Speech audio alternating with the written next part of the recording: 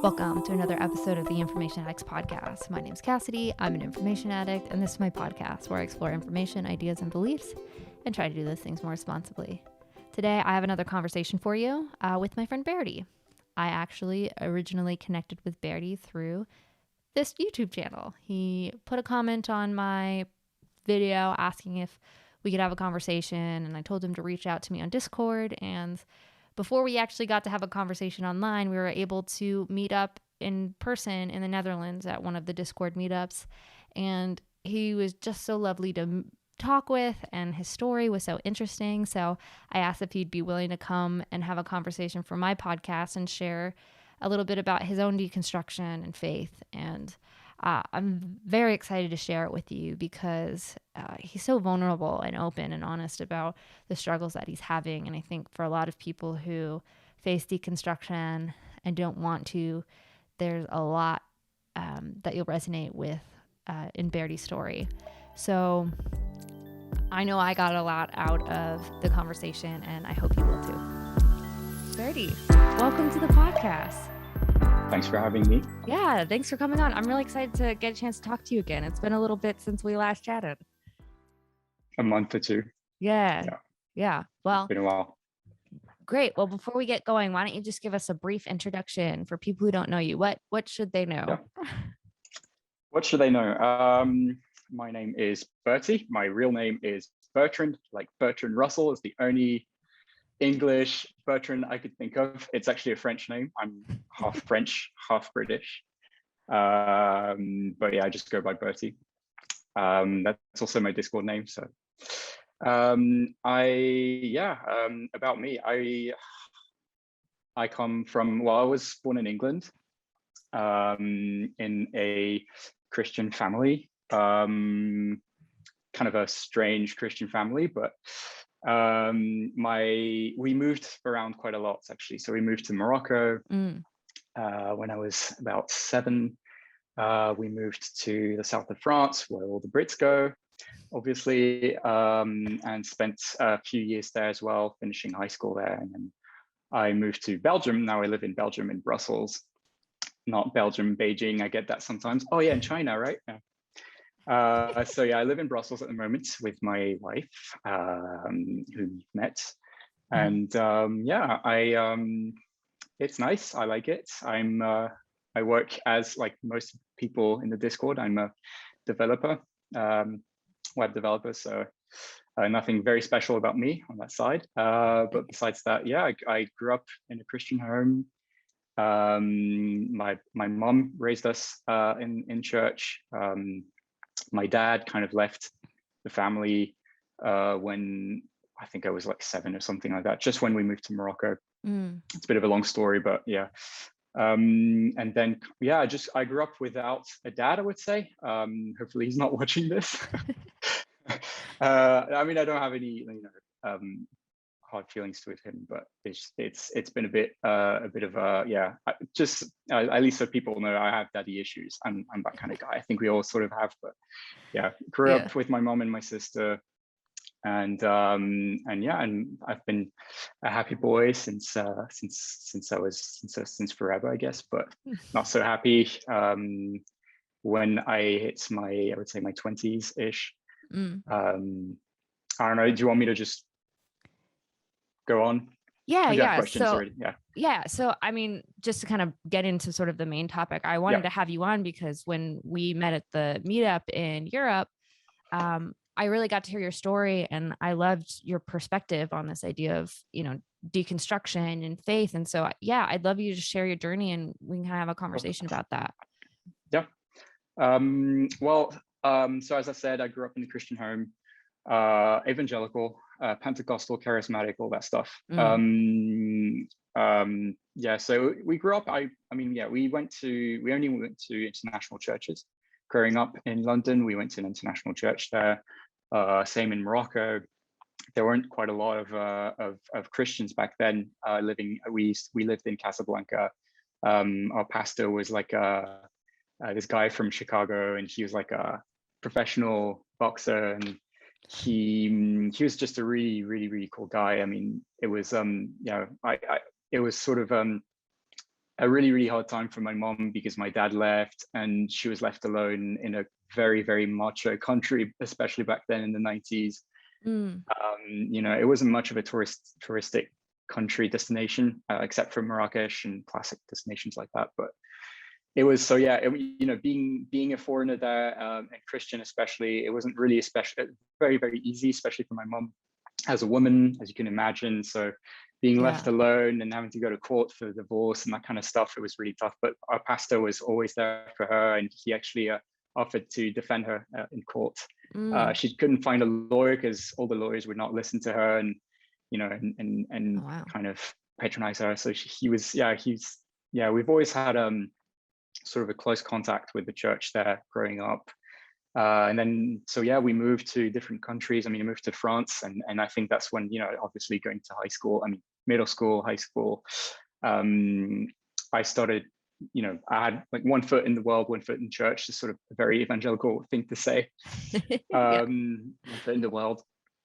And and it was just, you know, obviously just me sort of discovering the joys of being a teenager and going to parties and smoking weed and that kind of stuff, and especially in France. And I mean, I don't know if I'm the first French guest here, but it's not the best place to grow up in as a kid, I think, honestly. You know, a lot of bad influences around you, but you know, like I said, it's kind of, the south of France is like California. It really feels the same. It's sort of the same feel. You need to drive to get around, and it's really laid back. So pot is kind of a big thing. And, you know, that was sort of my life. But I would go to church every Sunday. My mum would bring me to church, international church in the south of France. And it was fun, but I never really liked it, to be honest. I always felt, I don't know, I didn't really like the people. I couldn't really make friends there. It really felt awkward and really forced. I just didn't feel at home there, to be honest. It was always sort of, I don't know, who are these people? Like, you know, why are they jumping? Why are they raising their hands all the time? Hated the music, you know, but I was part of the worship team there, actually, because they knew I was a drummer. And, you know, I think, you know how it is in evangelical circles, you know, if you have a gift, that's it, you're in, you know, you don't have a choice. It's sort of like, you can't really escape. So I was a drummer in the worship team. And then we moved. So I moved to Belgium for my studies. And I would go back to the south of France. We still had the house there every summer to meet with my friends. And then just one night, like out of nowhere, I was just alone in the living room. It was like 3 a.m. or something. I think I was 20 or 21 or something. And out of nowhere, I just suddenly had suicidal thoughts. Like I felt like I had the urge to commit suicide. It was super weird. Like I felt completely depressed. Like it was just out of nowhere, out of nowhere, just like that. Yeah, that was really strange for me because I was always happy. I would always, you know, have a laugh with my friends, and you know, it was always about partying and just, you know, fooling around, messing around, and just being stupid. And then things started getting really serious that night. I went to bed crying and crying. I didn't know what to do. I remember waking up the next day, my grandparents were there, my sister and her boyfriend were there, and I remember just seeing them and feeling like, oh, this is so pathetic. My life is completely meaningless. What's the point of it? And then I just felt like, I don't know if you've ever experienced depression, but you really lose touch with reality, to the point that you like literally nothing makes sense anymore, and nothing, I don't know, everything loses its importance and meaning. And I really didn't care if, you know, if I lose all my money or my friends or family. I felt like I didn't care anymore about anything. And my first reaction was to pick up a Bible and read it. And that kind of started my journey towards, as an evangelical would put it, you know, my day of salvation, like the moment, like, you know, that's a testimony I would share with people. You know, I was depressed and I picked up my Bible, and people like to hear that stuff. They're like, oh yeah, nice. And then I started reading, and I found a lot of hope in the scriptures. And, you know, I think for me, it was really sort of a guide. The Bible, I mean, and just God was really a guide for me to go through this really hard season of depression, which lasted for like a year and a half or something. Yeah. Do you think you were going to say something? Yeah. Do you think that instinct to reach for the Bible was bred into you through growing up in churches, or do you think there was something bigger going on there? No, obviously. I think so. Growing up, I always believed. I always prayed at night. I remember praying. My mom would tell me, pray for your dad, pray for forgiveness and stuff like that. My mom likes to always point out, every source of worry in my life, it has to do with my dad leaving. She loves this whole like introspective sort of approach of things. And so yeah, I would always pray growing up, and I always sort of believed. And it's just that I didn't like church, to be honest. I really didn't like it. I didn't feel comfortable with it. I didn't like the event, especially the evangelical setting. Like I just didn't like it. But I didn't really know what I liked besides that. For me, church could only be like that. My mom grew up Catholic, and she would tell me like, don't trust the Catholics. Like, she was Catholic, she became evangelical. She was saved when she was in London, when she was living alone. And, she had crazy stuff happening in her life. Like literally just, she was healed of so many things when she became a Christian, bulimia, smoking, so many things. Like it was night and day for her, like that kind of transformation. So I was really used to seeing that around me. And that kind of made me think like, okay, maybe if I pick up my Bible and read it, maybe that will do a change. Maybe something will happen out of it. And it did, but I would say progressively. But that fight with depression would get more and more intense as I read more, as I prayed more. I used to be addicted to just watching a movie every single night. I would watch a different movie or play video games or whatever, and I completely stopped doing that. I became super religious.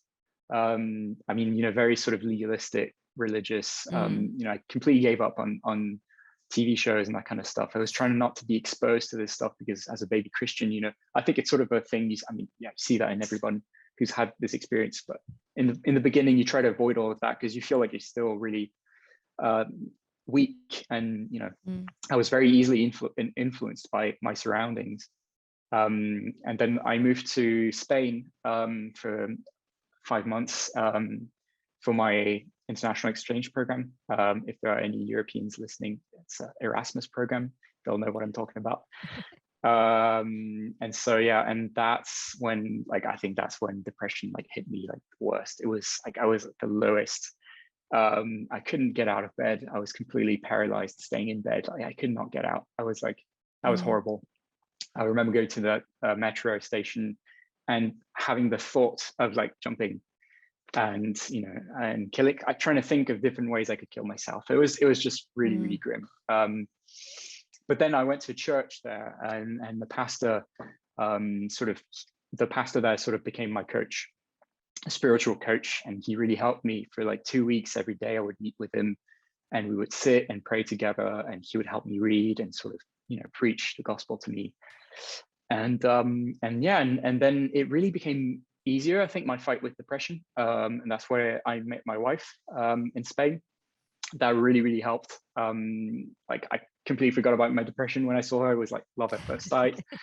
I think I told you the story already, but yeah, it was that was such an unexpected event. I really wasn't looking for a girlfriend at that time. That was the last thing I was worrying about. The first thing I needed was to get, I needed this depression to just, leave my life, and I needed to move on, because that was just blocking me from, plans and ideas and fun. And yeah, so I went back to Belgium, and I finished my studies, and we did long distance because she's from California. And yeah, and I think that's during that time. So I was, back in church, I was serving in worship team. But again, I always felt like I used God for my depression just to feel good. And then once I felt good, I was like, yeah, I don't know, it doesn't feel right. Something felt wrong. Something felt off about my relationship with God, really. I believed, though. I prayed, and all that, but it's just going to church and seeing the people around me, it just felt like they were way too spiritual. like oversaved. There's a term I find really funny, oversaved people. Like it's like a Christian comedian who coined that term. And that's exactly true. Like all the people around me were like, I was used to going to church where people were not so like, they would not only talk about Jesus all the time, but these people was like constantly like, you know, I can't find my keys. Like, you mean keys to the kingdom, you know, and stuff like that. Or like, oh, I'm thirsty for the Lord, you know, like constantly it was like that kind of people who would spend their summers going to Bethel. Like there was sort of a big wave at my church of young people of my age all going to Bethel for like a year or 2 or 4 years, and eventually they would just get married and stay there. Or YWAM, that kind of stuff. So I was really sort of familiar with those circles. So yeah, very evangelical. And that's when one day, it sounds really stupid, but I went to watch a movie called Now You See Me. I don't know if you know it. It's like a movie with like magicians. Yeah. And that was the first time ever I felt like, oh my gosh, like what if the whole like Christianity, like all of those miracles I keep hearing about, what if it's all BS? You know, what if it's just hypnosis and that kind of stuff? And that's what sort of triggered that journey of deconstruction.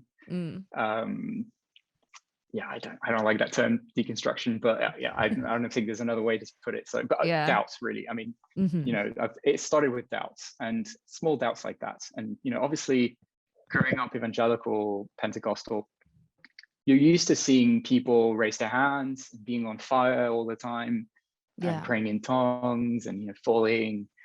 And none of that stuff would happen to me. Like, and that never happened. I never had an experience like this. And I always felt like something was off with me. But it's not like the church told me that. It's just that it was just an impression. Indirectly, I felt like that's what the church was teaching. Right. You know? Yeah, because if everybody else is having this experience, what is lacking in you that you can't attach to that or experience that? Yeah, I totally get that. Yeah. And I don't think you're alone in experiencing that within Pentecostal circles. Like I spent some time in Pentecostal circles, but I didn't grow up in it necessarily. Okay. So, you know, I have an interesting relationship with all of that. But yeah, I've heard lots of people sort of have that reaction and sort of that feeling of like, even people admitting like, you know, I felt like I would speak in tongues, but I don't really feel like, I felt like I was just going through some motion or doing something because of the experience around me versus having this genuine experience of, you know, having these things happen, these spiritual things. It just felt curated. So yeah, I totally understand that. Yeah, I think especially amongst the youth, you know, there's this sort of peer pressure of having to compare yourself. I mean, that's the impression I got. Like I remember just seeing all these people. Like I would not hang out. Those were not the kind of people I would hang out with. I like people who really sort of not superficial and really sort of, you know, down to earth. And I was used to that at uni, and I was trying to make friends at church. I really was trying. Like when I was in Spain, like I made only Christian friends. That was my first time ever, and it was great. Actually, my one of my best friends, who was at my wedding, like I met him there, and we're still friends.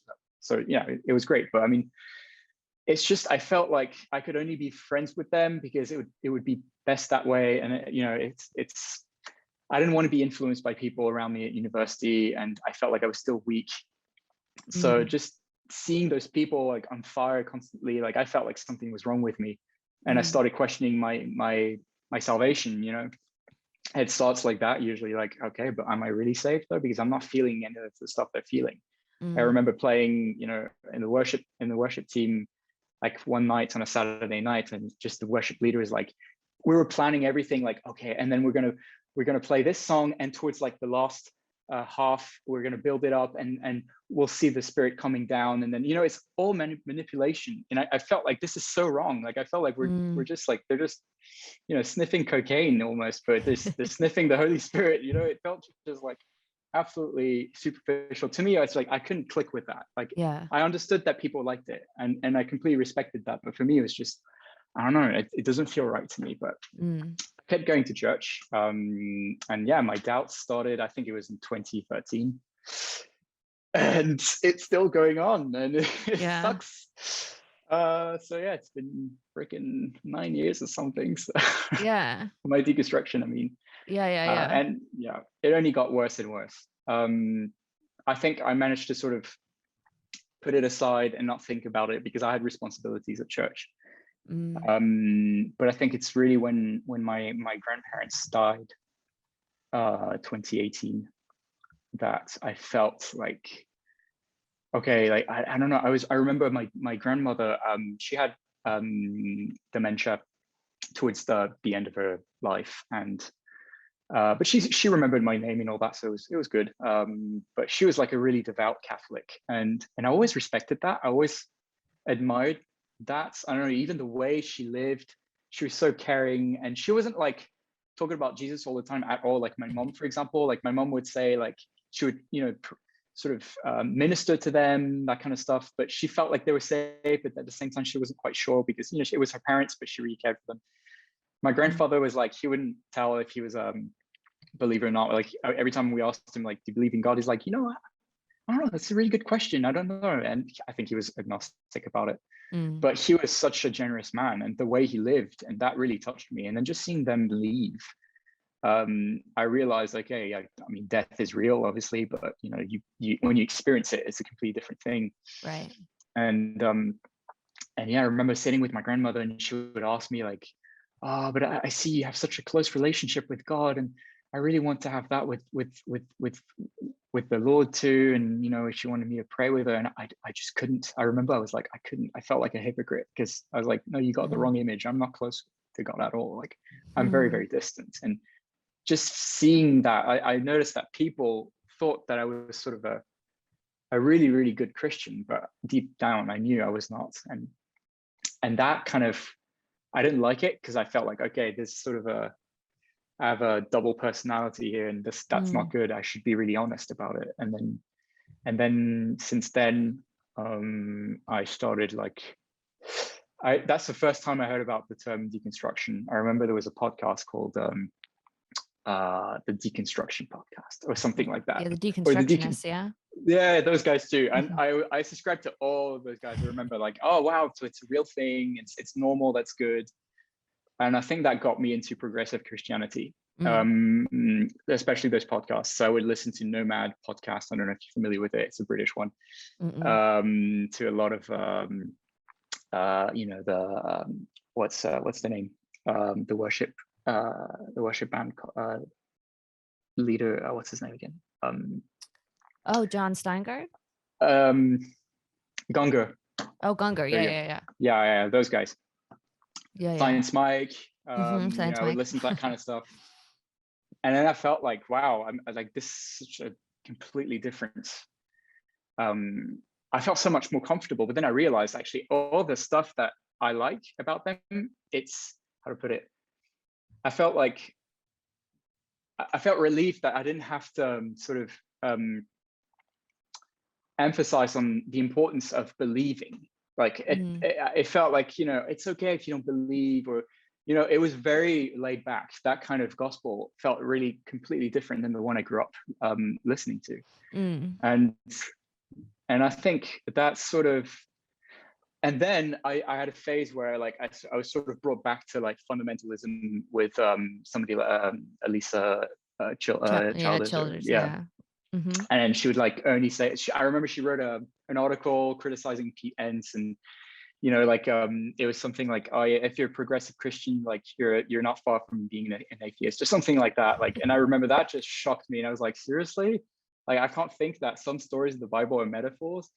And if I think that, that's it. Like, I'm close to like I'll end up like Bart Campolo, and and I think I started reading about ex-Christians, and that completely destroyed me. Like reading about that, I was like, crap, I had no idea it was possible. I thought like once you're saved, you're saved, and that was like, I had such a restricted image of Christianity, and to me it was like that's the end. Like, I mean, I remember there was a guy at my church who stopped coming to church. He studied philosophy, and then next thing you know, I mean, I think we never really chatted after that, but my sister told me like, yeah, he completely abandon his faith. And that just, to me, it was just like, no way. He was at a wedding, I remember, and he helped us, and he was always on fire. And just, I could, like, if he can lose his faith, like how is it possible that I don't, Yeah. stuff like that. That, I think Christians leaving their faith was really the one thing that really destroyed me. Like, it wasn't so much what atheists would say, because I would listen to Unbelievable, and I was fine in the beginning. And then since hearing about those ex-Christians who would say, like, I prayed, I went to counseling, I did this and that, and nothing helped, so I couldn't experience God. So I mean, I just stopped, and I was like, yeah, I get you. I completely get you.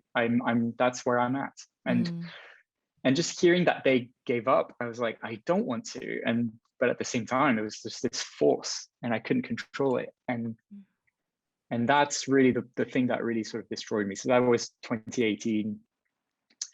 I mean, a side note, I'm not one of those Jordan Peterson guys. I don't have that story. So I didn't know about Jordan Peterson even in 2018. Like, had I known, honestly, I think it would have helped me a lot. But it was, I knew nothing about that. I was only listening to ex-Christians and their stories.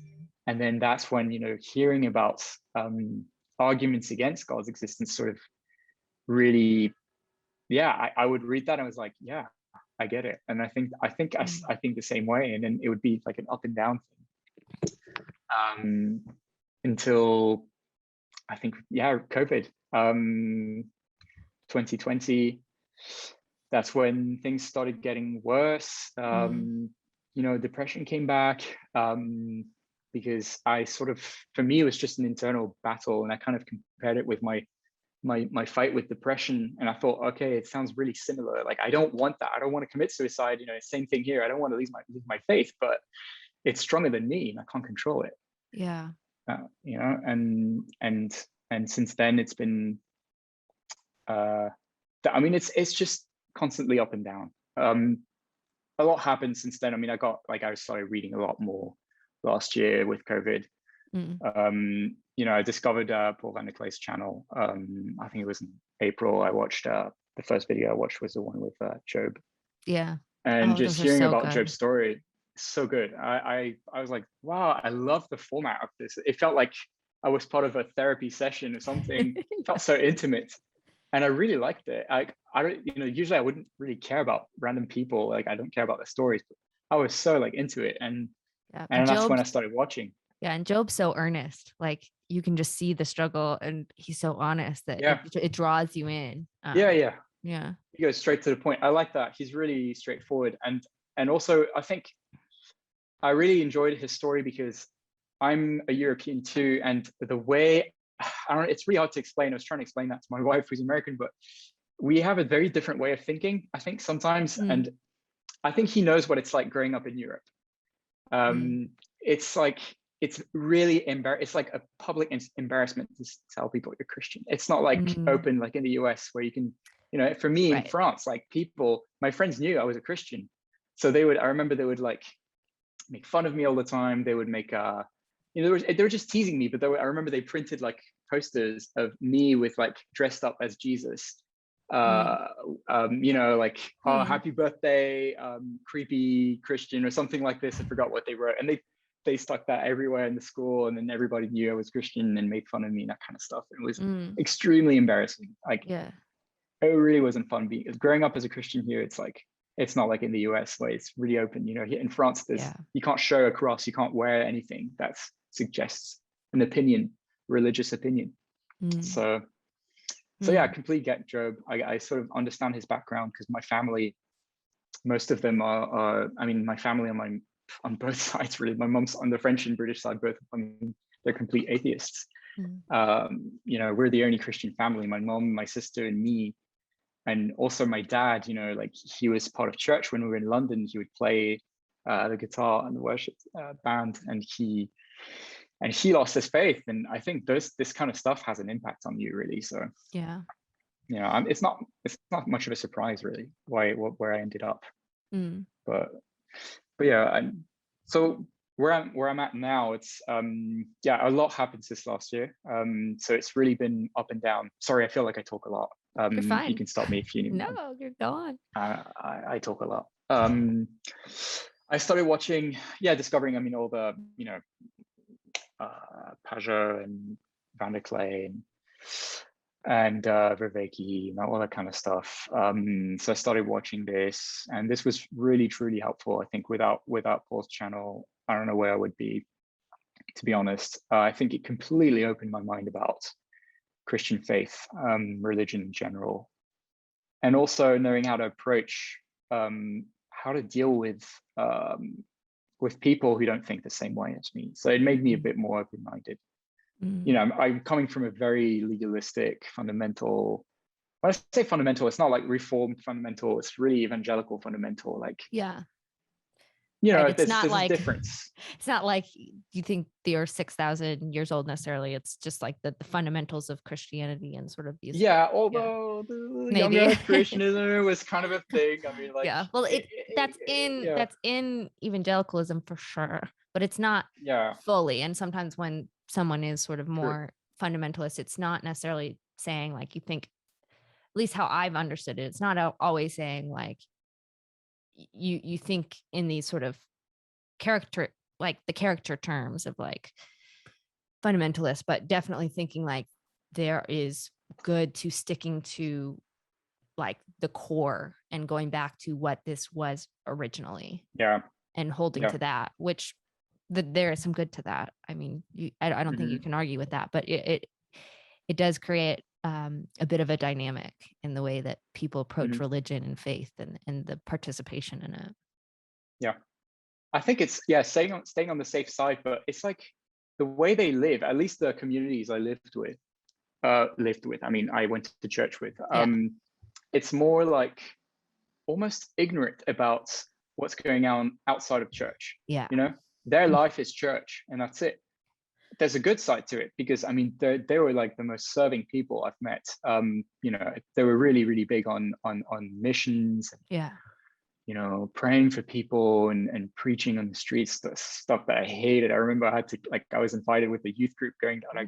That was never something I felt comfortable with. But I think this general sort of openness to at least sharing the gospel, that's like the main thing. But then there would meet people on the street who would just sort of shun them and like, and mock them and have conversations with them. It's like I could see like they did not know how to have a conversation. And it's like they were kind of like Pajot and what's his name?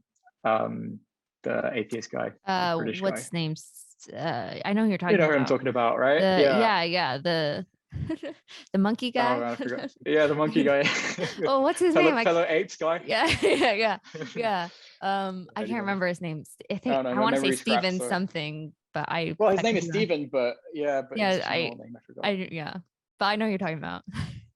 Their conversation is like, it's like they're from two completely different worlds. And to me, the people in evangelical church was exactly the same. So being exposed to people, like to sort of the real world, was like a really, really shocking thing. And so that's what I mean. Like, that's the kind of evangelicalism I come from, and that's the sort of background. And I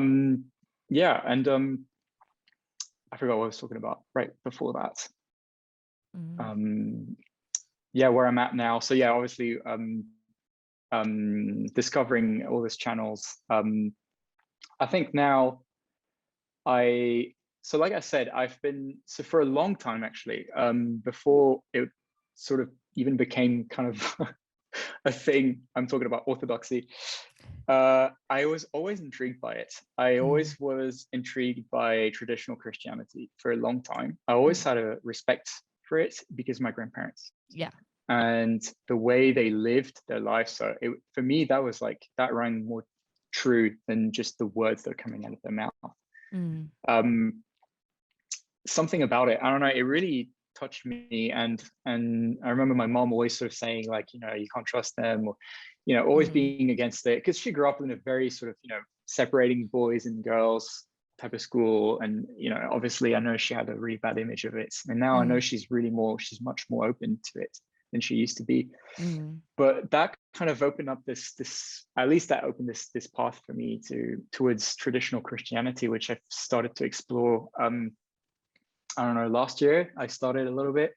Mm. I haven't really completely plunged into it yet. I didn't really take the dive, but I went to an Orthodox church last week for the very first time. Oh, wow. Actually, so yeah, I was like, oh, cool, we're gonna call after that. That's perfect. So I Yeah, can tell you this. no. So yeah, it was. How So was yeah, that experience? yeah. So no, it was good. It's just like that's the problem with me. It's like I'm so easily influenced by what I hear around me, and I heard so many people saying like they went to the. I had my season, especially last year, watching a lot of ex-Protestants becoming Orthodox.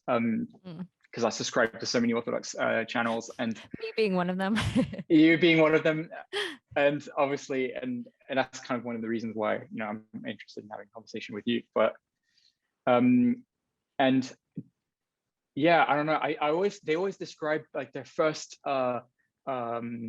experience in an Orthodox church as like being amazing and mystical and all of that. And I went there and I didn't feel anything. Like I didn't feel anything. I'm like, I have a hard heart. Like I suck at emotions, and I hate it, and I hate myself for it sometimes. But I was really expecting too much. I think I was really expecting to be touched, and I felt like, yeah, maybe this is because so many things happened in my life that kind of pointed towards orthodoxy recently. Like a guy in the Discord, Bridges of Meaning, left a message somewhere, I've forgotten which server, which group, but he said, hey, anyone in Belgium here? And so I contacted him. Like, oh yeah, cool. I didn't know there were any Belgians here. I thought I was the only guy in Belgium listening to Paul Van der Klee. And then we had a conversation, and he turns out to be Orthodox, and he just became a catechumen. So yeah, and so I went there with him. So we met there, and we discussed a little bit, and it was very long, really long, like 2 hours. Like that was the longest ever. Wow, 3 hours. Yeah. Well, 3 hours if you attend liturgy. Yeah. Well, that parish is, so we went to a French-speaking parish because most of them here are Greek-speaking or Romanian or Russian. Yeah. But there's only one that's in French, full 100% French. Well, they actually throw out a few like Greek sentences here and there, which is good. I mean, also another reason I really got into it. I'm trying to be really cautious with it, because I don't want it to be sort of a thing and then it dies out eventually. Right. Like my life is always like this. I pick up a book, I never finish it. I don't know how many books I picked up so far, and I never finished any single one of them. Same with TV shows, that kind of stuff. So I was like, I really hope this is not one of those things. Yeah. I felt like maybe I'm interested in it because I think I told you I have a big sort of passion for Greece in general. Like I'm a Greekophile. I started learning the language after we traveled there. I fell in love with the country, like to the point that I'm like, we're actually thinking of moving there, working remotely from Greece. And I just really loved it because it reminded me of the south of France, just the feel, the crickets and everything, and the food, and just that's kind of also, I had a big interest in it because I felt more, sounds really stupid, but connected to my Christian heritage as well. Just going there and visiting those places where the Apostle Paul preached, and for me it's just amazing, just being there and like, wow. And then that's when I started learning Greek, and then I discovered about Orthodoxy when I was in Greece, and then coming back, I just felt like, yeah, I don't know, I felt this urge for, I don't know, tradition. I think it's probably after reading Chesterton, Orthodoxy, which is a really good book. I don't know if you read it. I haven't. I've heard of Chesterton a lot, but I haven't had a chance to read anything he's done, but I want to. Yeah. It's, yeah, I read it only at night because that's the only time I can read after work. And it's really hard to read before going to bed, honestly. And so, I read just one page at a time, but I've been really enjoying it. I haven't finished it yet. But I don't know. I think I really enjoy the way he describes, I mean, the emphasis he puts on the importance of tradition, and just me here, I felt like this evangelical thing, that's also something I forgot to mention, but we went to I only went to international churches, but they were really American churches. Like it was Assemblies of God. I mean, in London, we went to sort of it's kind of like Anglican, evangelical Anglican sort of thing. But it was mostly American churches. So the agenda was very American, like culturally speaking. A lot of missionaries coming to Europe who couldn't speak a single word of French, and who sort of, imposing their vision of the world. I felt like it was like not really a good approach, because they didn't really understand us, and they didn't understand that for us drinking wine is completely normal, and those were people coming from like southern states, and for them it was like, what? So you're having wine for dinner? Like, I grew up with wine. I started drinking wine at like 8 or something. So I mean, I'm kidding, but yeah. So yeah, I mean, that's just an example, but there's so many, and I mean, and no offense, really. I mean, my wife is American, so I don't have a beef or anything against you guys. It's just like the approach of I don't know. I felt like they weren't really making an effort to understand the culture, and also our church was sort of, before I heard, like, I have a friend from the church I go to now. I mean, yeah, I'll say more about this, but he's French, and he told me like his church in France sort of the same thing, and they used to believe in, old earth creationism, or even like evolution, that kind of stuff. And then an American pastor came and he started preaching young earth creationism. And they're like, that changed everything. And I felt like I don't think it's an American thing. I think it's an English speaking thing. In general, there's this sort of, I don't know how to put it, but for me, evangelicalism is it's like I can't untie it I can't separate it from globalization in general. It's a very capitalistic way of practicing the Christian faith, in my opinion. Or very sort of, I don't know, I felt like I was part of a culture that I did not feel like I fit in. And that's why I started having this interest in tradition, because that's my heritage too, culturally. Like I felt closer to this, even though my French side were actually more, our ancestors are the Huguenot Protestants, the Protestants that were persecuted by the Catholics. So technically I should be pissed at Catholics, but I'm really not. I actually have more interest in that, surprisingly. And I just realized that like last year, so it's really recent. But yeah, sorry, I've been talking for a really long time. This is what is the point. Like, I like to hear people's stories. I like to other people talk. I get to talk all of the time.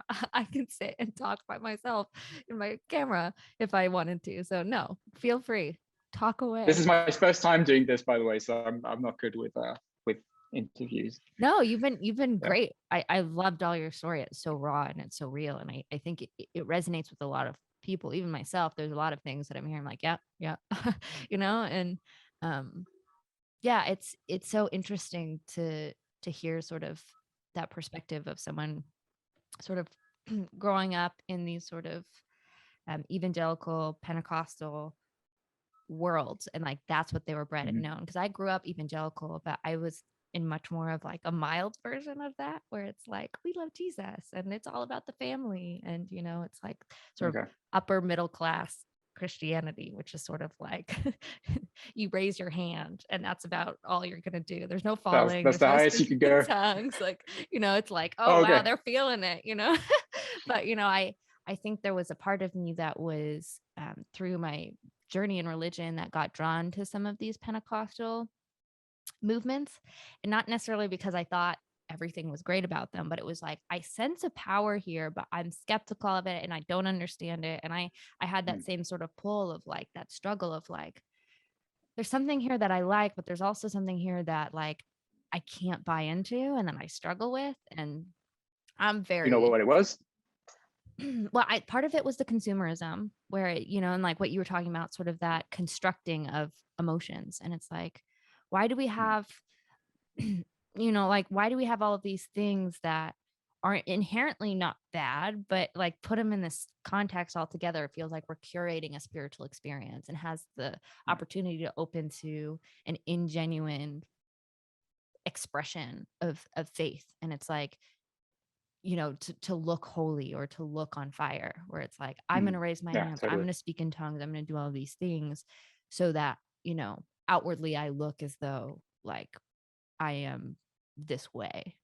And not that I think everybody in those places are doing that. I won't go as far to say that. I think there's definitely some people. And I think for me, I just had to struggle with, you can't be caught up in what's going on around you. You just have to learn how to be genuine yourself and like be real and connect with those things in a way that is honest. And like the church problems are the church problems. And like if you get a chance to like work through those and be able to discuss those, then great. But like you got to start with yourself. And so for me, it was just that long time struggle of sort of dealing with that. And in the last church that I was in, the last evangelical church that I was in before I sort of went to Orthodoxy, it was sort of this weird middle ground where it wasn't like overtly Pentecostal, but there was definitely Pentecostal flares to it, where, you'd go to certain prayer nights and people would speak in tongues and you're just like, oh, wait, and that's something I had experienced before, but, I've never spoken tongues publicly. And for a long time, I never did. And like, there are people like, you'd be like, oh, I gotta pray about it. It's like, well, why don't you try speaking in tongues? And it's like, what do you mean just try speaking in tongues? I can't speak in tongues. Like, what do you Yeah, my mom mean? would say that too. Just like, like for me, it was never something like I can just do. Like, it felt like a gift of something given. And so I wasn't going to play that game of like participating in something that I felt like I was curating. I just didn't. And so it was that fight for me. And there was just all these little things like, and I think for me, I went from sort of evangelicalism to still being an evangelical Christian, non-denominational, but that sort of Whatever that flair. means. Yeah. Yeah, whatever that means. It's always evangelical anyway. I mean, I've never been to a non-denominational church That's that's not not evangelical. Yeah. Yeah. Right.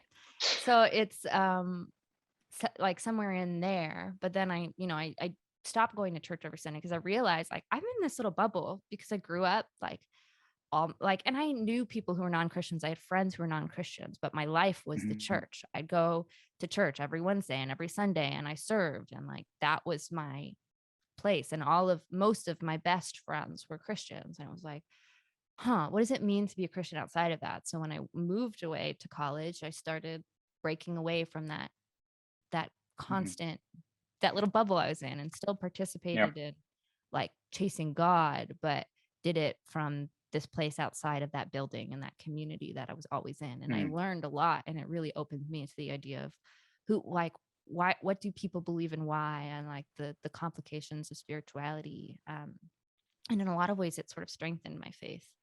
And gave me a deeper understanding of like who God is, and refocusing that. But eventually I got to the place where it's like, okay, I understand why God might ask us to be part of a church body, and so I have to get back to that, while still doing this other thing that I've been doing, and find a way to do both. And what I had trouble with is after being out of my bubble and coming back, realizing how distasteful some of the things we said sounded to people, because I finally understood. I was like, oh, I get why you don't like that. Or like, and just sort of having a struggle where it's like it doesn't feel quite right. And like I couldn't always put my finger on it, but yeah, there was just something that it didn't feel wrong, it just felt off. And Off. and so I really struggled with that for a long time. And I sort of was in that place where it's like I didn't want to be a consumer. I didn't want to go church shopping and find the church that was suitable to me. Like, I didn't think that's what religion was about. And so I was like, I have to learn how to be a part of this body and participating and bring what I can give, and, grow from the growing pains of what it is to not be completely sold with all the little things going on. Because I could agree with the core of these things, but just the little things never sort of completely set right with me. And so, and I was honest about them. I think for a lot of people, they have trouble voicing like doubts and issues like within a church body.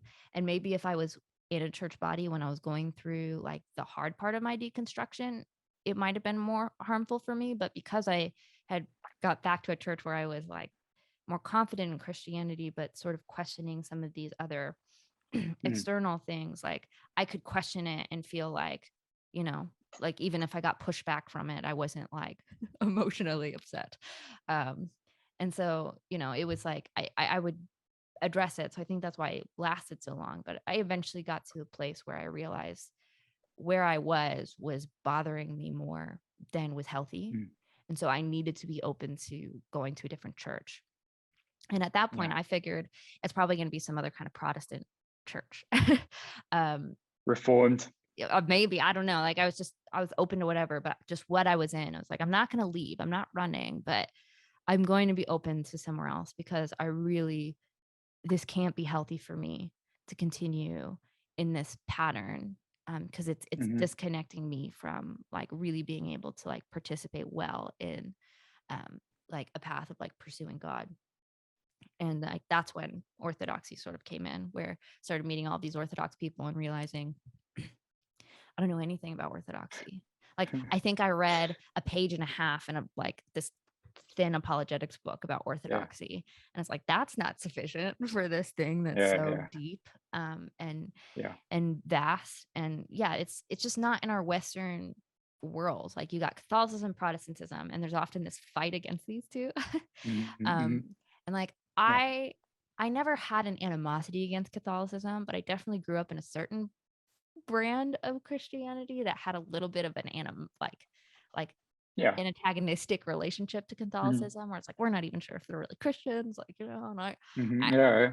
I didn't believe it. There were certain doctrines that I was just like, I don't think I Mm. believe that.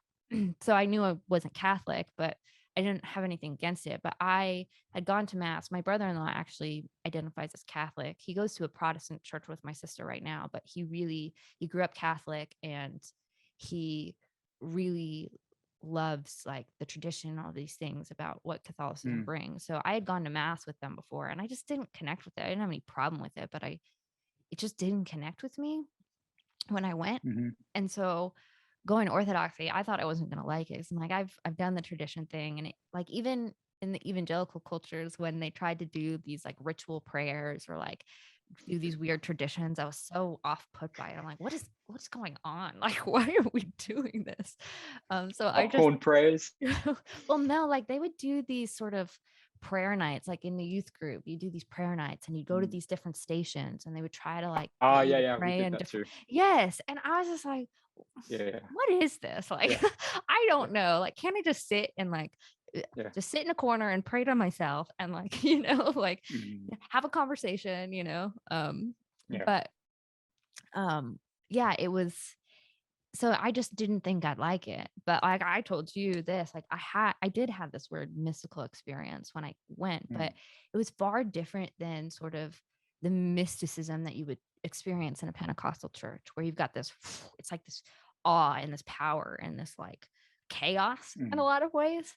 But it was this quietness and this depth, and there Yeah. was this show, but they weren't really playing the show to convince you of anything.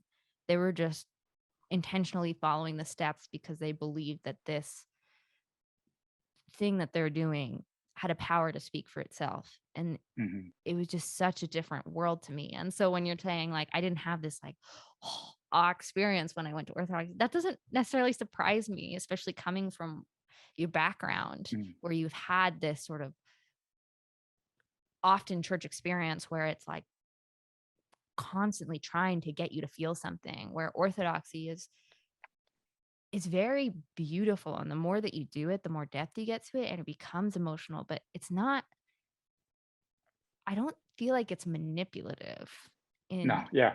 and I that sounds so bad, I don't mean that in a negative No. No. No. No. No. I completely way. understand what you mean.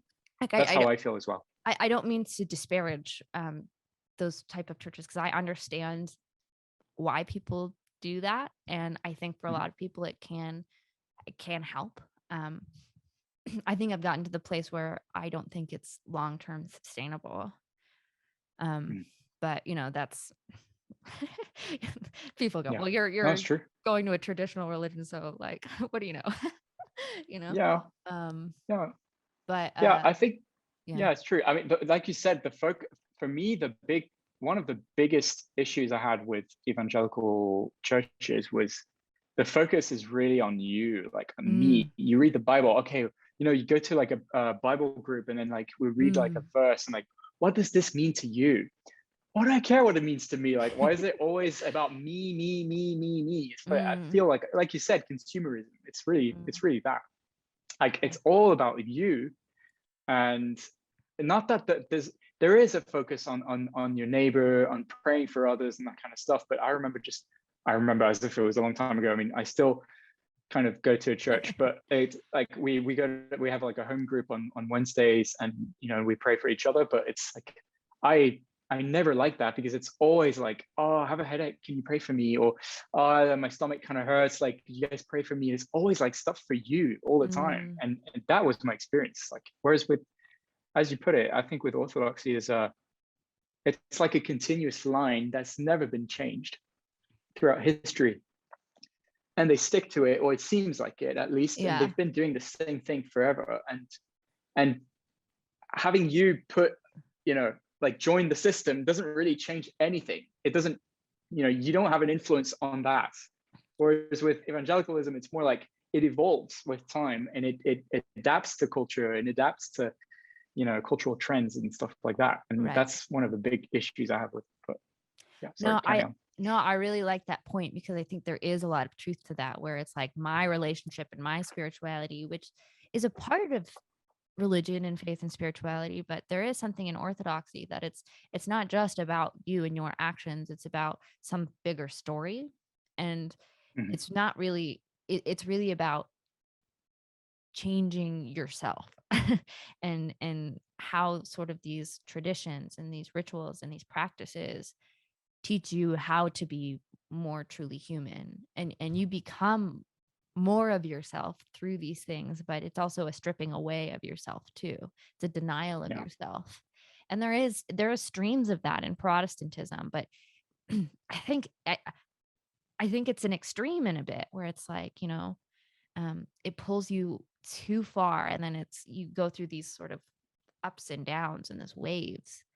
And I think the other big thing, and this is sort of a pivot, but what we're talking about, but the other big thing and the difference between Orthodoxy and Protestantism is the difference between the propositional and the participatory. Where with Protestantism, it's a lot about what I can claim to believe in my mind, and what I believe there that affects my salvation and what I do. And so then once I get that right in my mind, then the participation will follow. Whereas Orthodoxy, it's sort of flipped, where it's like the participation is much more important than really the things that we can get around our head. Like, right belief is part of it, but without that right practice, it's hard to really like get a sense of the full. And like, I think you do see some of that in Protestantism, where you have people who will participate to try to get their mind into that right belief. Like you're saying, like, there's some of these stories from these ex-Christians where it was like, I was doing all of these external things to try to get my mind to believe in God, but I couldn't do it. And it sort of becomes this extreme of like, fake it till you make it.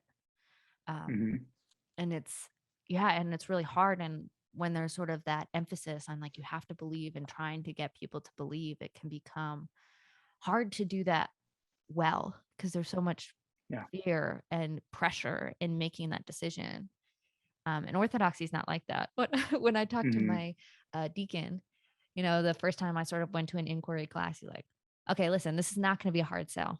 Like, we're here to answer your questions. If you want to learn, great. And if you want to be a part of the church, we'd love to have you. But like, if this isn't for you, like, peace be with you. Like, go where you need to go. We're not going to pressure you. And for me, it was such a relief, because then it was like, I can really ask the questions and dig and not feel like I'm battling some pressure to do something. And I'm not easily pressured anyways. I'm very strong-willed. So, but it just really did help in sort of that participation and asking those questions and getting to the place where I was ready to eventually become a full member, which I'm not yet, but probably in October I'll officially become a member.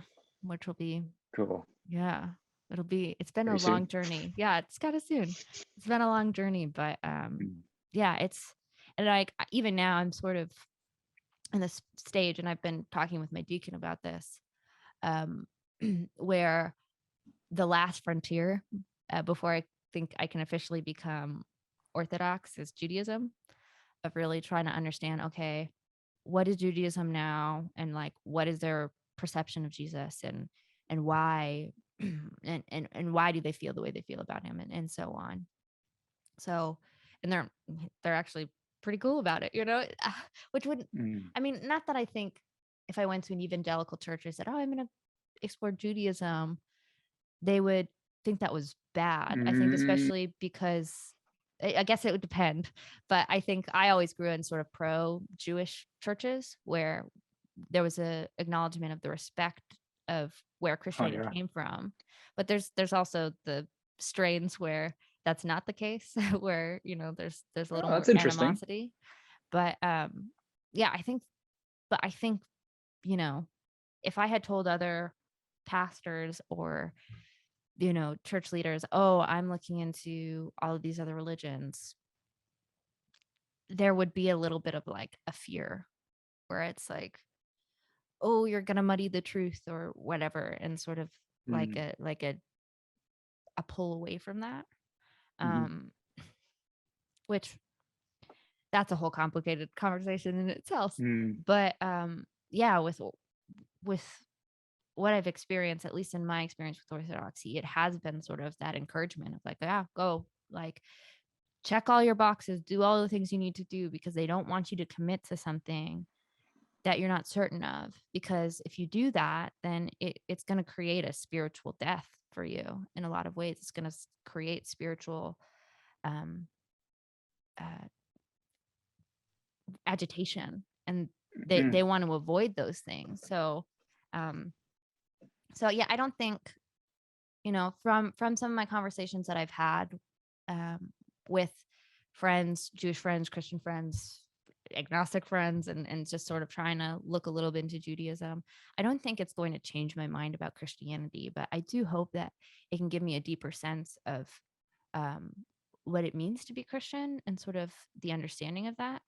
Because I actually went to my first Jewish service about a month ago, and it was sort of this weird mix where it was like traditional liturgy, but sort of modernized, where you're like socially progressive, like women doing readings, and I don't know all of the differences, but so it was sort of this middle ground, but it was a traditional liturgy. And it was so interesting because if I hadn't found Orthodoxy before I went to that service, it would have been so foreign to me. I would have been like, I don't get this. Like, like, I mean, I probably would have found it somewhat interesting, I suppose, but it just would have been so outside of my realm of like what we do in Protestantism. But it is so, there's a similarity to Orthodoxy that it was sort of a nice like pivot where I was like, oh, okay. It made me feel more confident, like exploring and moving towards Orthodoxy as a Christian frame, because it felt like it really paid homage to the thing it came from. And so that was really good. So I'm hoping that I can sort of continue exploring that and doing that. That's cool. But yeah, there's just a lot of things. And I could go on and on about like all of the different things of that I found sort of fuller in Orthodoxy than I did in Protestantism. But ultimately, I think there is a lot of it that is experiential for me, where I had this sort of experience in this piece going to this service, and then in the last 2 years of well, I guess it's a year and a half, it'll be 2 years in October of continuing to practice with it and dig into it, I found more and more depth and more peace than anything else that I've searched. And so I can't ignore that. And it's like I feel like I live better practicing the Orthodox faith than I did in any other sort of belief that I had. And so that's really big. I can't deny that. So I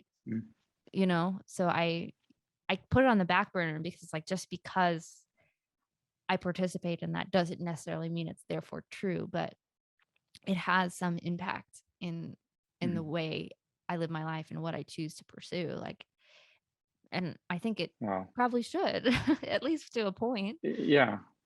Yeah. I Yeah.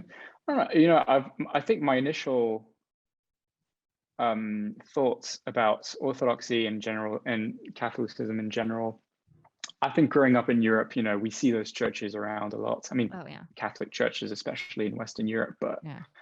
I've always been, I always thought people just went there, just, they were just nominal Christians, and they would just go there for, tradition, and getting married and that kind of stuff. But nobody really seemed to show a deep interest in it until I think what really drew me to that is actually meeting people who are believing Catholics or believing Orthodox people. And there's so much to learn from these people, Yeah. I find. Because I feel like people are just missing out on so much just going there, just just for Christmas and Easter. But there's so much depth to it, and I see it. I mean, I don't know. You hear that a lot online. Oh, there's so much depth to it. Well, you know what it means until you actually go there and figure it out.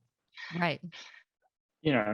And the Jewish thing that reminds me of. I mean, for me, like for us, it was always like Israel was like, the sacred land. It's funny because like they're not traditional at all, but when it comes to Israel, they're very like exclusivists in terms of like salvation. But the Jews, it's fine, like they're God's people. And then my mom she was like she's like, if I remarry, I want to marry a Jewish guy, and she has this sort of passion for Israel in general. It's that kind of evangelical church, like super like pro-Israel type of thing.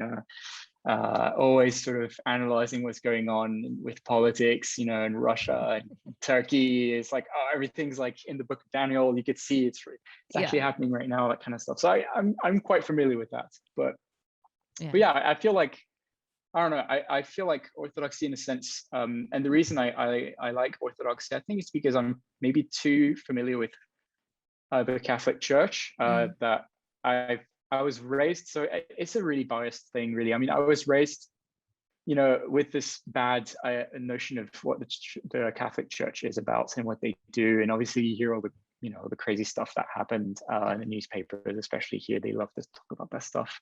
Yeah. And I just, to me, it seems like the Orthodox Church has always sort of been aligned with, well, I don't know. I still have to figure this out, but I can't tell.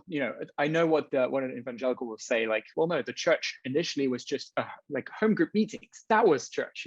Like praying for each other, very evangelical. Hence, you should stay in evangelical. That's what I get from my mom, for example, that kind of stuff. But I'm like, no, because the Orthodox, they seemed like, I mean, I've read about a little bit about it, at least. It seems like it's sort of, they used like the synagogue liturgy, I mean, the Jewish liturgy as a sort of blueprint, and they just continued tradition. And I'm way more interested in that. I find that more fascinating, that this has been going on and it hasn't been affected by culture in general. I mean, I don't know. Maybe, well, I don't know what you think about Orthodoxy, but I think that Orthodoxy has its skeletons too. Every religion does, and I think that's expected when you bring humans in the mix and power and state alliances and all of that. But that's, I don't think that's something we can ignore. But I do think there is a stream in which they are a very conservative religion where they want to preserve this thing as it was. And they are very hesitant to changes. But it's funny, I was reading this book, Facing East by Frederica Matthew Green, and she talks about her experience of going from being the wife of an Episcopal priest to the wife of an Orthodox priest, or I don't know if it's a priest or pastor and Episcopal, but either way. So and she was sort of hesitant to it at first. Like her husband had the spiritual experience and fell in love with it, and she talks about them sitting in their first Vesper service, and he's hearing the bells and seeing the incense and just feeling this deep sense of truth. And she's standing there thinking, my feet hurt. I don't want to be here. They said the prayer was ending, but we're still standing here for another half an hour. What's going on? And she just sort of is very honest about her experience of coming to Orthodoxy. And one thing she said was like, in my mind, I had this idea that the early church was sitting around in circle in jeans and talking about Jesus, but it's not the case. Yeah. Like it's Mhm. yeah, you have to recognize like the early Christians were deeply Jewish, and they took those things from Mhm. their faith and the liturgical practices and connected them to Jesus and moved them forward. They didn't stop doing those things. And so um yeah, there's a level in which like we have to reckon with that and respect that. At least I think so. And I think there is a depth Mhm. to understand like, hey, as modern people, we've lost sense of the spiritual world, and we live in this materialistic framework, even if we don't consider ourselves materialists. And like that shapes us and stops us from seeing potentially the spiritual benefits to some of these older traditions. And like for myself, I wouldn't say I'm necessarily comfortable with all of the tradition and the liturgy, and there's still a lot of things I don't understand, yet I can't deny the benefits I've had from participating in them and being willing to embrace them Mhm. and at least open to understanding them, even if I don't believe everything that I'm told. Maybe I'll have questions Mhm. or doubts. Like there's still a level of like, okay, it's let me open my mind to things, um and be willing to like hear the argument for these things that maybe as a Protestant uh I wasn't told to believe in. Like icons are one of those things, whereas Protestants were very against icons, like, oh, and it's the like don't make images of God, and they're worshiping them. And through just being open and listening to, okay, tell me about icons and what are they, like their explanation, it made sense, and it made me realize the character that Protestants have about icons is not necessarily what's happening within these traditional Mhm. religions. And so, and I mean, Protestants have their own type of iconography, like, stained glass windows and, the chosen, Mhm. it's all these images of God and True. telling these stories. And so, Yeah. it's just interesting, but I don't know, it's definitely interesting. And yeah, there is this Mhm. arrogance that sometimes comes within Protestantism, which I participated myself in, of knowing what church is, what faith is, what God is. And it's like, do we? Mhm. Yeah. Yeah. That's actually one of my big problems with it is just, I have a lot of friends who seem to know God very well. And I'm like, I don't know, how can you how I mean, that's really bold.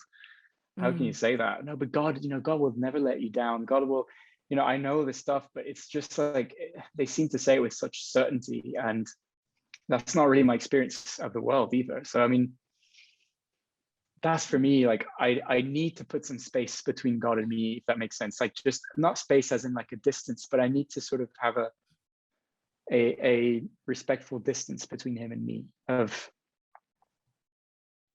I don't know, just not, I felt like I was maybe too close to God, but I thought I was, but I wasn't.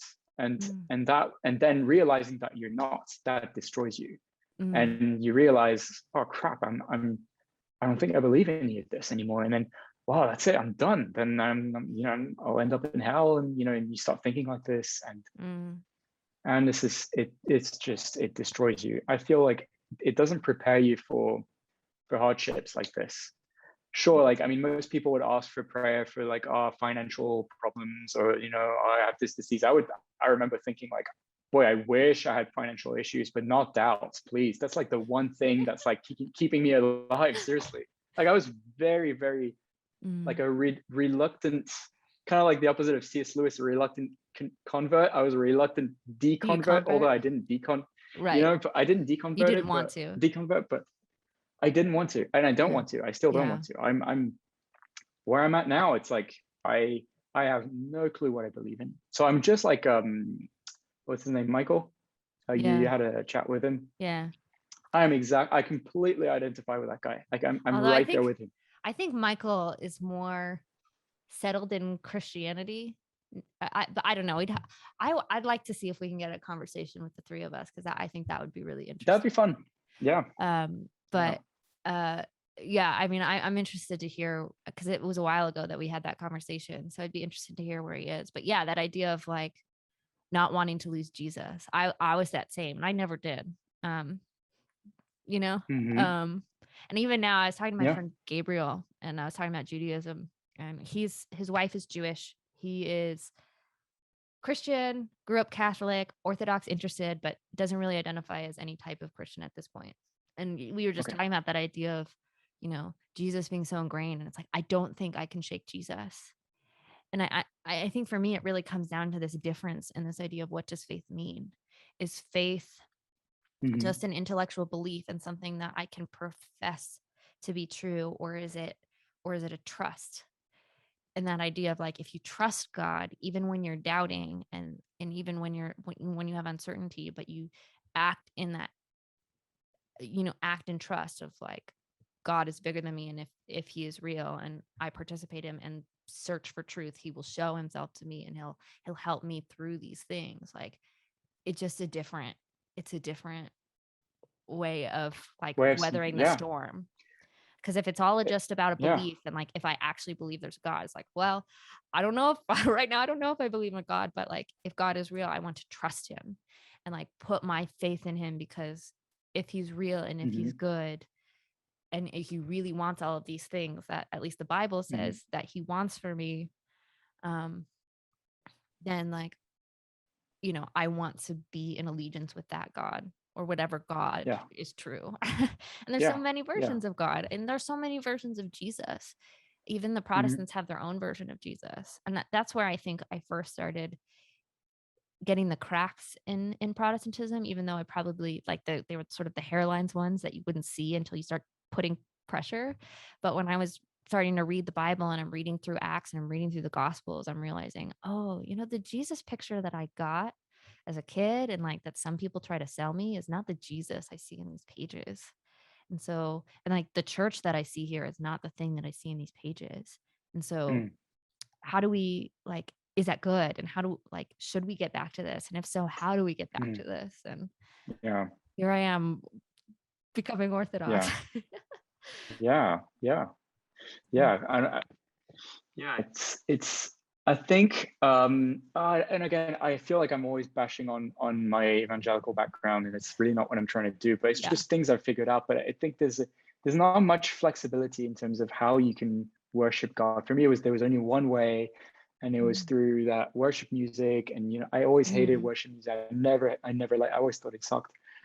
Being a musician myself, like I never really liked it. And I grew up, like my dad like is a jazz musician. He would always Mm.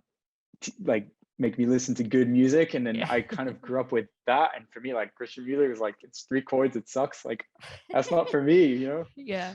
So it was just, for me, like I said, it's not like it was just not me. It was my it wasn't my culture. I didn't feel like, but then I didn't feel like part of it. Mm. I started reading this book. I forgot what the Gary something.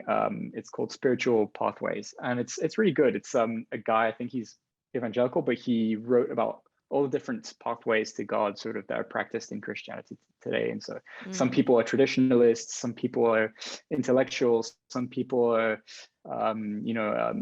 they have this euphoria sort of moment. They like emotions, and that's perfectly fine too. And that kind of really opened my mind. I mean, that was a while back, but I remember, like, I was like, oh wow, yeah, I didn't know I could, that was okay. Like, Mm. I could, I didn't have to be like this. Yeah. And I think Orthodoxy kind of, at least that's the impression I got from it, because I watched a lot of Nathan Jacobs. Mm. I really like the guy, and I couldn't Yeah. find Becoming Fully Human on Amazon, because I don't have Amazon actually. But Okay.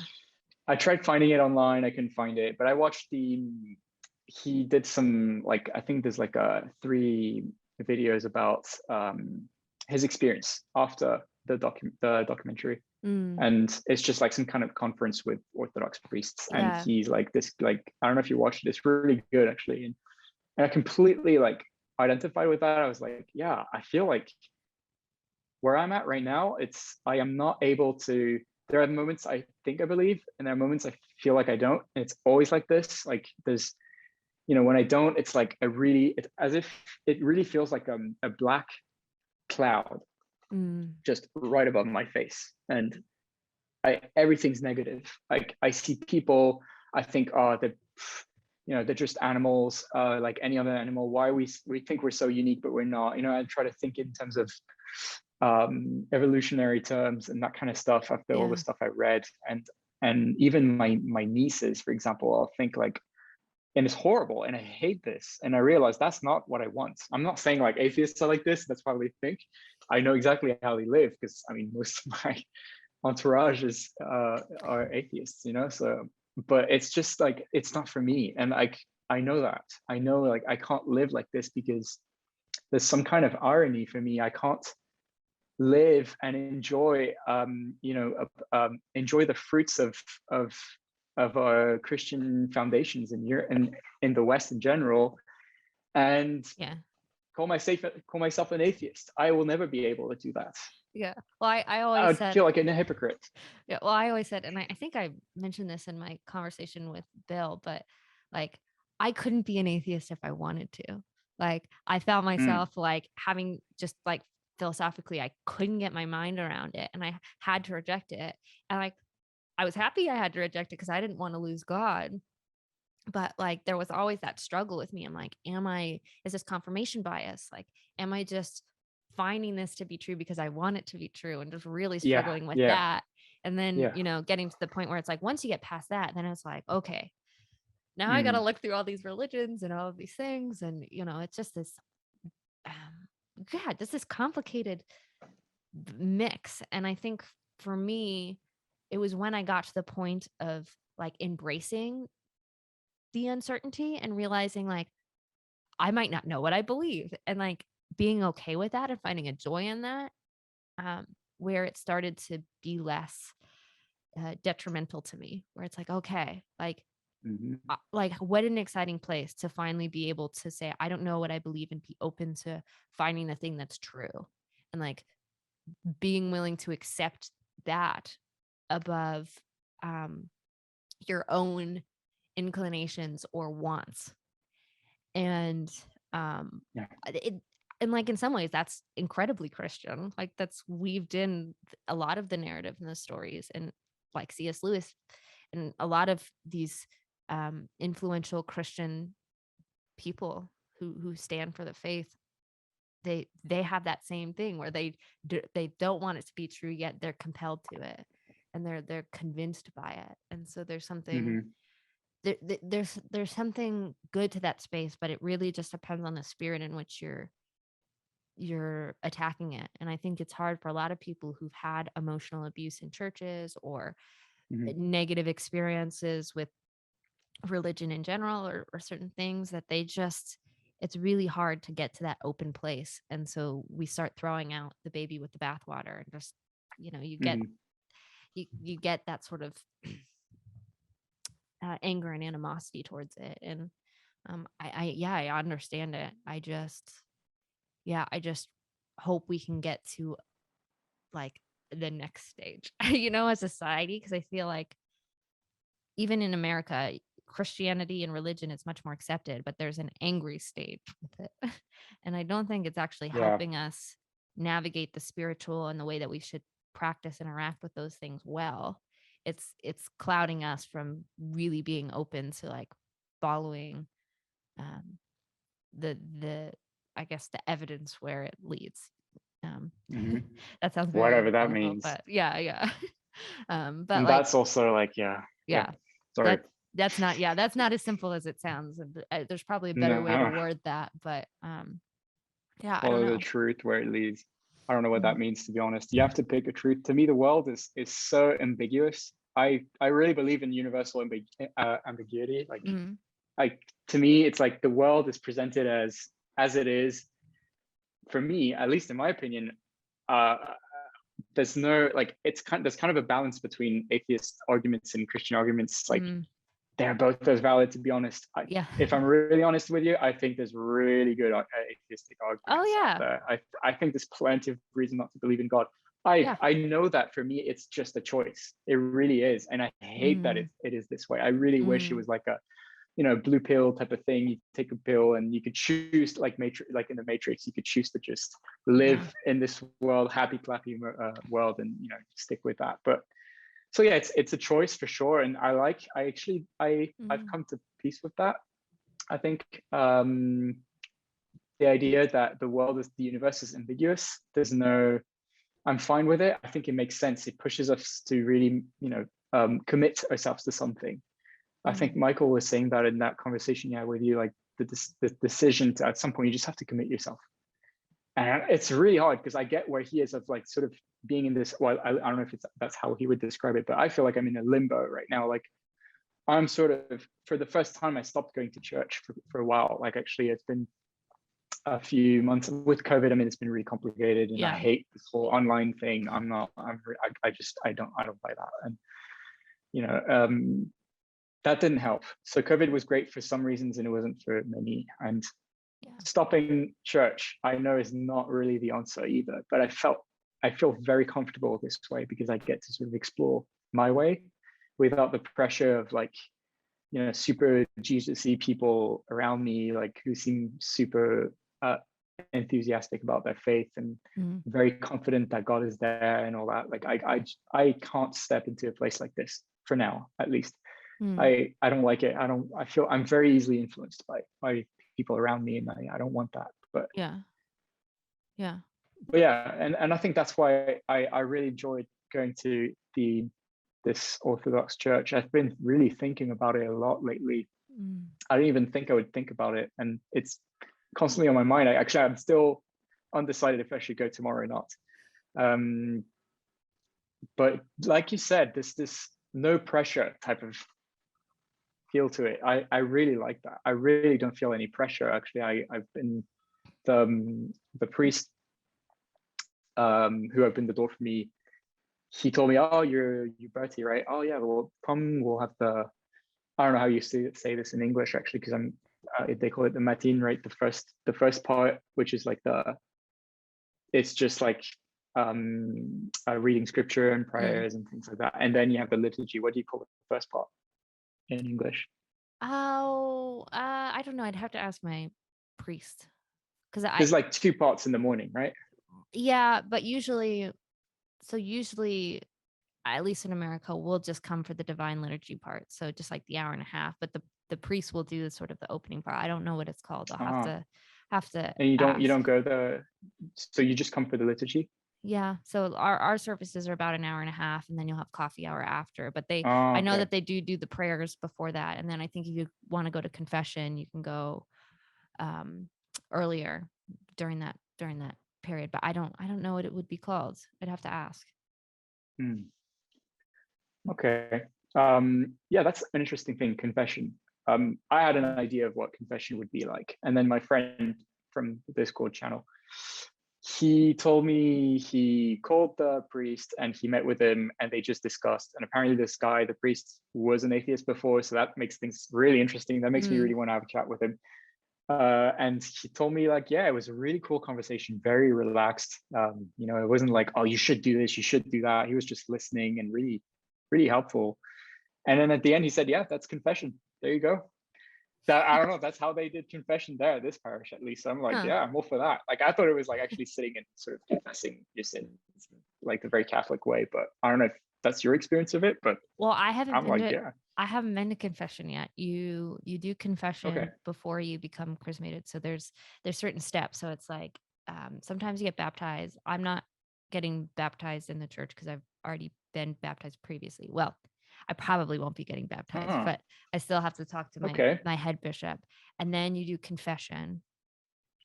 And so the first time, sort of a lifetime confession. I do think it is sort of like things that you've done like wrong, but I don't know exactly the format of it, how it is. And it's sort of things that like are weighing on you that you want to get off your chest.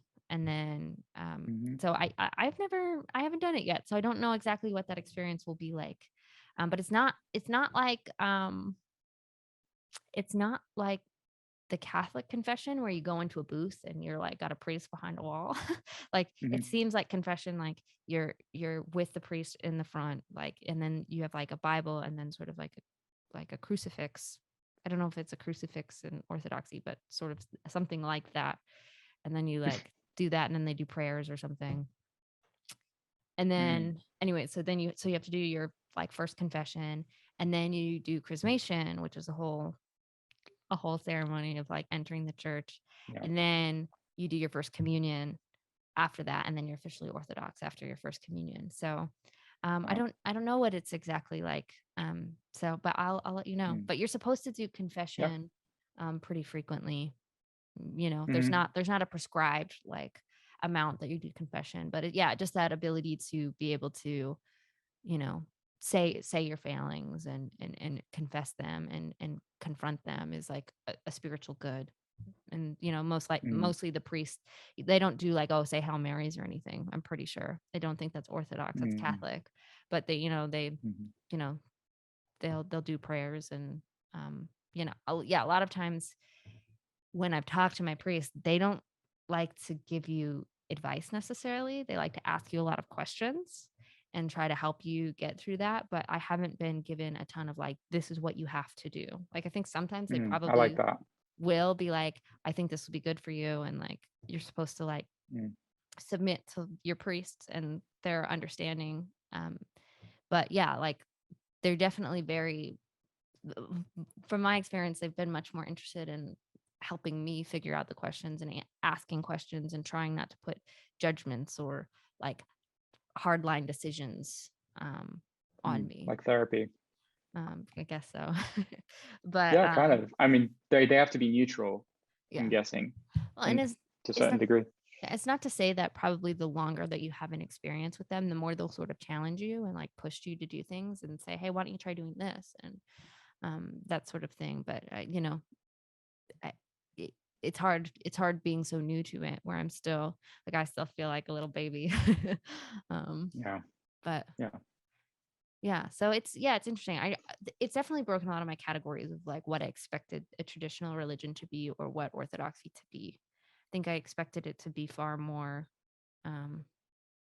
strict and demanding. And it's not that it doesn't have demands and that there isn't certain things about the practice and the full embodiment of that are difficult, but it's not as difficult as I made it in my mind as a Protestant. Yeah, and I find actually a lot of parallels between Orthodoxy and evangelicalism. Yeah. Like not a lot of them, but there are quite a few. Surprisingly, like they really take the spiritual thing like seriously.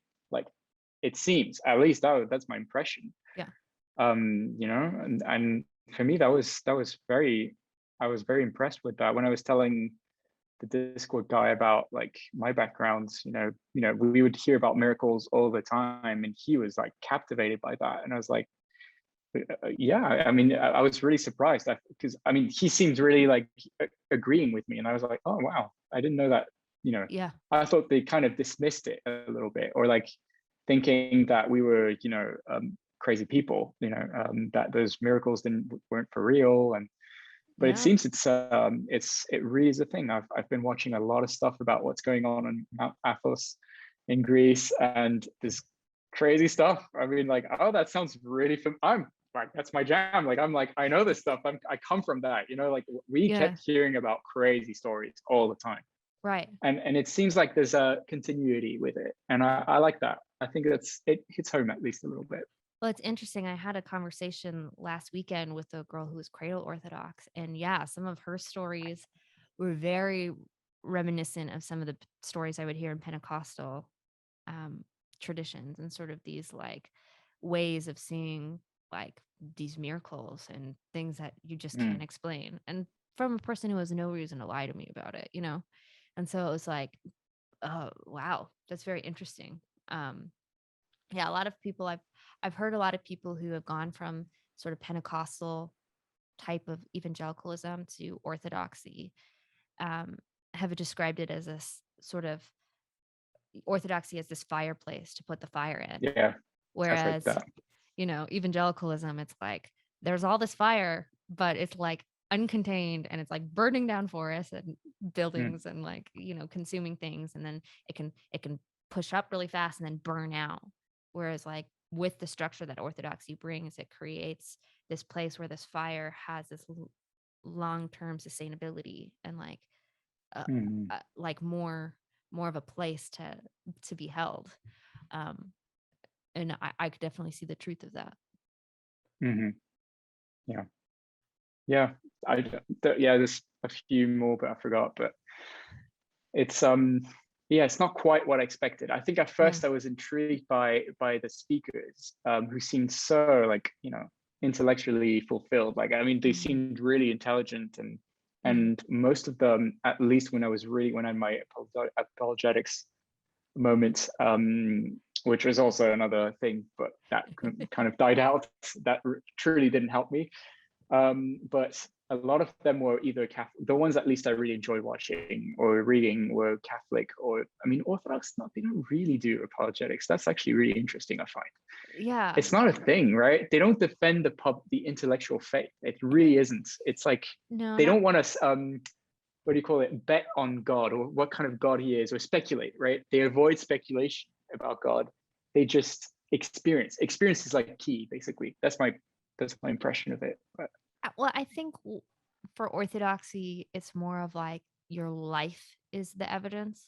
Like by living the life and embracing Christianity and Orthodox life, that becomes the evidence that you need. And so like I was talking to one of my priests, like, yeah, a lot of our monks, they have PhDs and all these things, and a lot of our bishops and priests are very learned, but most Orthodox don't really care about that. They, that's funny. it's Yeah. just far more about like the participation and the embodiment of those things that, even if you can't explain it, like represent this more holy, pure life, or this different life at least. And so, yeah, there's not as much of like this need to feel like you have to defend it. But I also think that has something to do where the Orthodox are playing on this different plane where it's not about the intellectual necessarily. Like there's importance of right belief because it helps you with the practice, but it's not like the belief has to be right. And so we have to get the right argument to get that like in the right participation. But yeah, it is interesting. There's a lot less of that. Yeah. I think I'm still too. Part of me still wants to look for a church that is very intellectual. Like I am always drawn to that. I think this, I took the Big Five personality test, and I'm not even surprised. I knew those were going to be the results, but I'm like neurotic, like I don't know, 90% or something like that. That's so me. It's been like, if there's something that's bugging me, I'm going to spend the whole night going to bed at 4, reading all the results I can find on Google until page 16 or something like that, until I have an answer, But there's this part of me that I can't get rid of it. I have this intellectual faith, but I don't know how to put it. But I'm drawn to that. I'm drawn to people I can have conversations with who are very learned, and there are quite a lot in either Protestant or Catholic churches. But I'm not saying there aren't any in the Orthodox Church, but my impression is that this is just it seems to be a distraction. Like the focus, I can't, but at the same time, I'm drawn to that. I'm like, wow, that's interesting. I never thought of that. Like, that's a distraction. Yeah. Okay. It sounds a little bit like blind faith type of thing, but at the same time, there's I don't know, there's a depth to it. I'm like, there's a interesting. There's a truth about it. Yeah. Like, and I'm a weird personality because I'm sort of both, where there's a part of me that's like, I need to feel like I'm not placating myself intellectually, but I'm also good in just like diving in and experiencing, because I'm aware that there's truth about when you experience something and put yourself into it, it helps you unlock the things intellectually. So like, I don't need like the hyper intellectual and that's all we do. Like I can be into the experiential, but if I'm lying to myself intellectually and like playing those games, I can't do it. Like it drives me crazy. And what I found with orthodoxy is like I'm better at experiencing and like giving into this thing than I was anything else. But as I dig deeper and give myself up to it, I'm more fulfilled intellectually than anything else too. And so Interesting. that's just like, it's such a draw to me where it's like, yeah, I mean, it definitely is one of those things where it's like, it's the one thing that makes me hesitant of like, oh, well, that just full embodiment of like comfortability to me could be drawing me into something that's not true. But then on the other hand, there's a lot about orthodoxy that's not comfortable to me. I'm almost surprised that it's comfortable to me.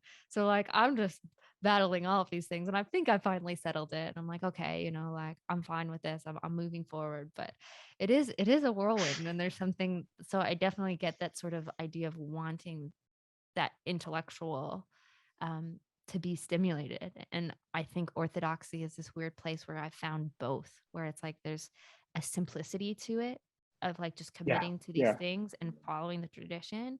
Yet as you follow this simple plan, like it intellectually becomes deeper and deeper, and there's so much to explore. And so I'm enjoying, you know, exploring the depths of it. Yeah. Well, perhaps something we could talk about in the future again. Yeah. Once I'm more settled into this whole orthodoxy thing, if I ever am. Well, yeah. We'll see. Well, yeah, we definitely will have another conversation. But any last words before we close this one off? Let me I don't know. I suck at this. I'm not that good. I don't know. I think it'd be great to have a chat with Michael, maybe, or people who's sort of in the same, you know, phase. Yeah. I'm curious to hear more about what they have to say. Yeah. That'd be... Also, I don't know, I'm really trying to be cautious with the whole orthodoxy thing. I really hope I'm not just doing this because of, you know, the reasons I explained, you know, my passion for Greece being one of them, you know, and I don't want this to be superficial either. But yeah, again, for me, it's just I don't know. It's really hard to describe where I'm at, to be honest. I've never given up to be, so that's not something I'm planning to do. It's just that I don't know how to, I think you're probably familiar with it because you've been there as well, but it's just, like I said, like a limbo. I feel like I'm flying. I'm not really landing anywhere, but I'm just curious, well, where I'll be in the future. But yeah, I don't know. Well, I'm excited to see where you go. And I think there's good in the caution, but there's also good in like being honest of like your experience and letting it tell you something. So I think you're in a good place. And yeah, I definitely think it'd be cool to try to get a conversation with Michael. So we'll see, maybe sometime in the future. Yeah, cool. Sounds good. Thank you for watching. Like always, I will close with a serenity prayer. God, grant me the serenity to accept the things I cannot change, the courage to change the things I can, and the wisdom to know the difference.